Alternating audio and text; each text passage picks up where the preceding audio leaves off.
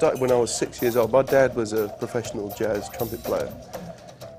He could play a little bit of drums too, and myself and my brothers all tried to play the trumpet because of my dad, but it's really hard. It's such a hard instrument.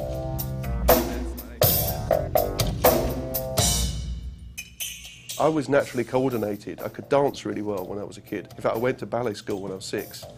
And my dad had friends come around the house, they'd give me a pair of sticks, and it just felt natural. So I just had coordination. I was a good soccer player, and I was just coordinated. So it felt like a natural thing to do.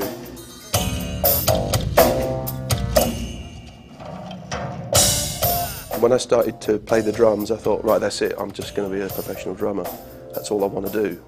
I'd run home from school, jump on the drums, play the drums for as long as I could till, you know, the neighbours couldn't take anymore. The teachers wanted me to be in the soccer team, the school's soccer team, but I just didn't want to stay after school to do any activities because it meant I couldn't be at home playing the drums.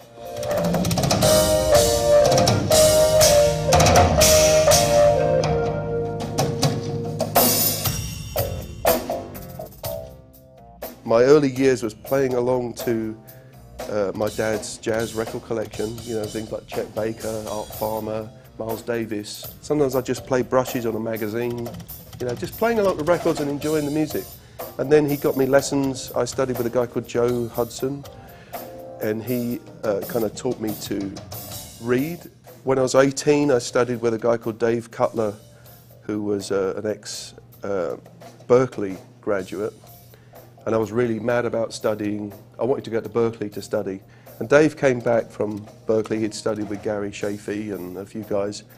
And that was amazing. He really opened my mind to all sorts of possibilities.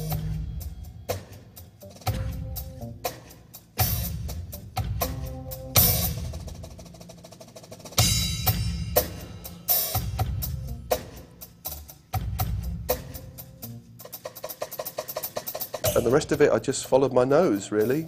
You know, I was glad that I could read at an early age, even though I hated having lessons to read. You know, the stuff I did with Joe was very disciplined kind of thing, and I really didn't appreciate it at the time. But when I was 16, 17, I could transcribe things I was hearing off records, and it really became a goldmine of stuff that was coming through me and that I could actually understand it. And I really wanted to be a professional drummer.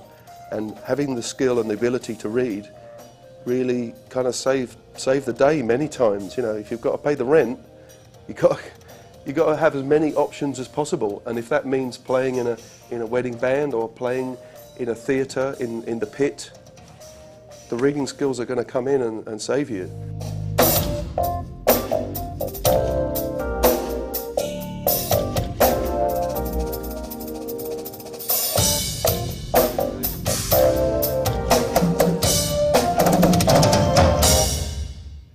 I wasn't really in tune with what was going on with the young kids.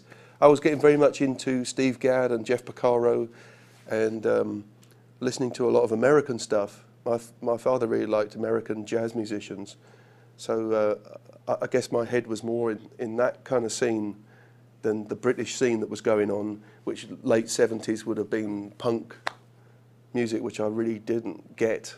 You know, it wasn't my kind of thing.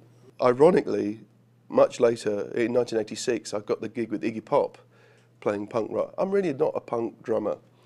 I don't really think of myself as anything particular, but having done such a variety of work, on the basis that my ambition was to be a professional drummer and not a part-time or amateur drummer, it meant that, you know, if someone offered me a gig playing in a calypso band, I would try my best to go and play calypso the best of my ability. I'd go and borrow some calypso records and listen to those to understand what kind of rhythms are going to be expected of me to play, you know. And the same thing when I started subbing on West End musicals, going into the pit, reading, working with a conductor. It's a really hard thing to do.